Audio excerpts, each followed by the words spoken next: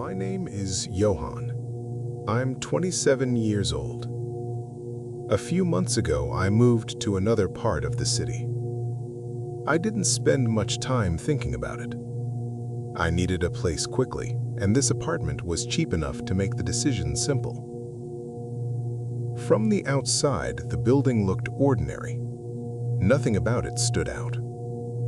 But when I stepped inside for the first time, I noticed how still everything felt.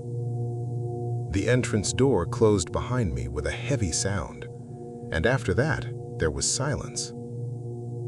Not complete silence, but something close to it. The hallway lights didn't turn on right away. I stood there for a second before they flickered to life. I remember thinking it was strange how noticeable that small delay felt. The apartment was exactly what I expected. One room, a small kitchen, and a window facing the street. There were no personal details left behind. No objects, no marks, nothing that made it feel like someone had lived there before. I put my bag down and sat on the bed. "This will work," I said quietly. At night, the streetlights cast a dim orange glow into the room. Cars passed from time to time, and sometimes distant voices carried up from the street. But inside, it stayed quiet, too consistent. A few times I caught myself turning toward the door, thinking I heard something in the hallway.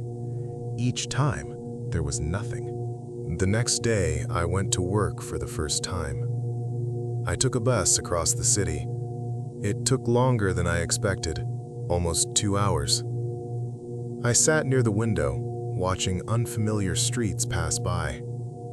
The city looked different from this side, like I was seeing parts of it I had never paid attention to before.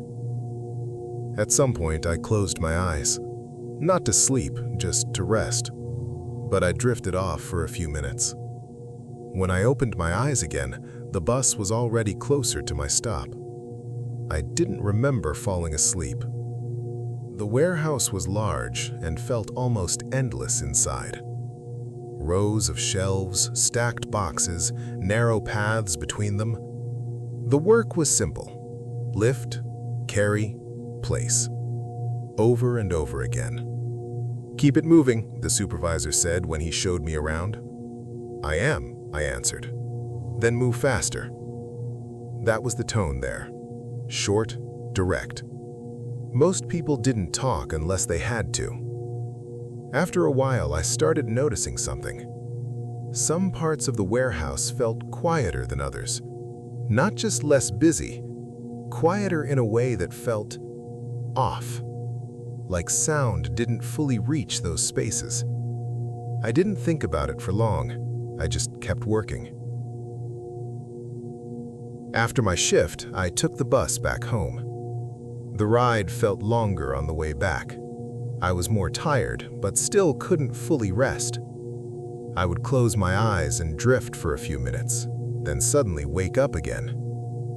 By the time I got home, I was exhausted. But when I lay down, sleep didn't come easily. That's when I started making tea in the evenings, just something to calm down.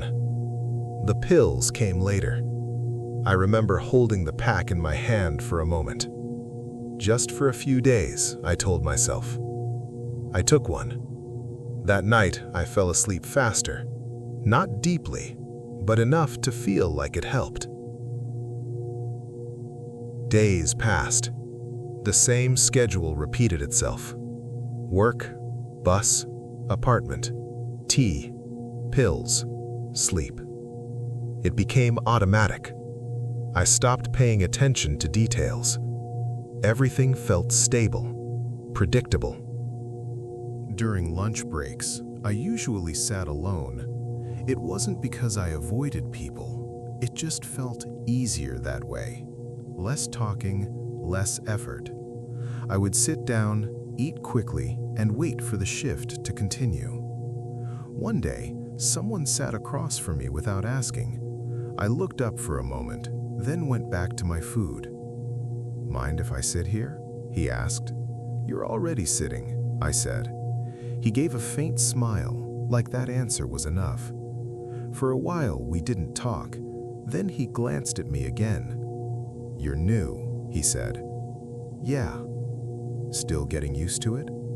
"Trying to." That was how it started. After that, he would sit nearby from time to time. Not every day, not always talking, but often enough that it became part of the routine.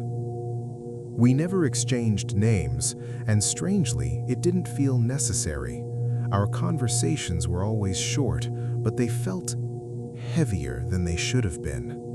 One day, while we were working, he looked at me and said, "You look tired." "Long commute," I replied without stopping, "almost 2 hours." He paused for a moment before answering, "Both ways?" "Yeah." He shook his head slightly. "That's not good." "I don't really have a choice," I said. He didn't argue. He just looked at me for a second longer than expected and said quietly, "You'll see." I didn't ask what he meant. At the time, it didn't seem important. On the way home, I started noticing how often I felt tired in a way that didn't go away. Not just physical exhaustion, something deeper, like I never fully rested no matter how long I slept. I would sit by the window, watching reflections of lights slide across the glass. Sometimes I closed my eyes, hoping to fall asleep properly, but it never lasted long. "The pills help," I told myself more than once. "I just need time to adjust."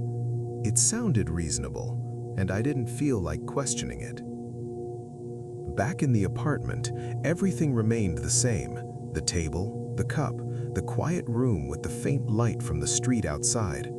I would make tea, sit down for a few minutes, and just stare out the window without really focusing on anything. It became a habit I didn't think about anymore. Then I would take a pill, finish the tea, and go to bed. Nothing unusual, nothing that felt wrong. After about a month, I realized I hadn't seen him. At first, it didn't register. People miss shifts, change schedules, leave without notice. It happens.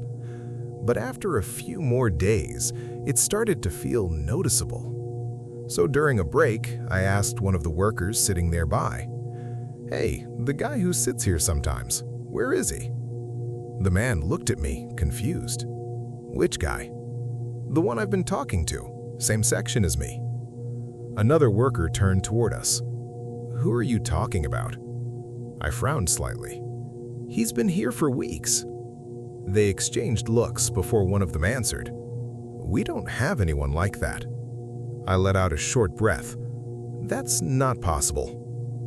"I've been here for years," he said. "I would know." Another added, "Maybe you're thinking about someone from another shift." "Yeah, maybe," I said.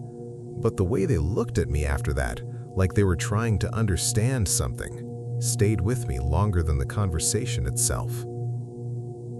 That evening, on my way to the bus stop, I noticed something in the crowd. At first, it didn't stand out, just another person among many. But then I realized he wasn't moving like everyone else. He was standing still. I slowed down slightly and looked closer. It was him, or at least it looked like him. Same posture, same general shape, but his face felt wrong in a way I couldn't immediately explain. It wasn't clearly distorted, not in an obvious way, just slightly off, like something didn't align properly. I felt a sudden tension in my chest. "No," I said quietly to myself. I looked away almost immediately and kept walking. I didn't turn back. When I got home, everything seemed normal again. The same room, the same silence, the same routine. I made tea, took a pill, and went to bed without thinking too much about what I had seen. At some point during the night, I woke up. There was no clear reason, no sound, no movement, but I felt it immediately. The unmistakable sense that I was not alone. I opened my eyes slowly, At first, I couldn't understand what I was looking at. Something was near the window, but my mind struggled to recognize it. Then, little by little, the shape became clearer. It wasn't him anymore. Not really. The proportions were wrong. The body was too long, too thin. The limbs bent in ways that didn't make sense. And the face, it still resembled something human, but only enough to make it worse. "What are you?" I whispered. It didn't respond. It moved, slowly at first, almost carefully, then suddenly faster. I tried to get up, but my body didn't react properly. I lost balance and fell to the floor. By the time I looked back, the window was open. I hadn't heard it, I hadn't seen it move, but it was already inside. The thing began crawling toward me, its body dragging across the floor with a dry, uneven sound. It moved quickly, too quickly for something shaped like that. I couldn't move. I couldn't even think clearly. All I could do was watch it getting closer. And then, everything went black. I woke up on the floor. My head felt heavy, and for a moment I didn't move. "It was a nightmare," I said quietly. Then I looked at the window.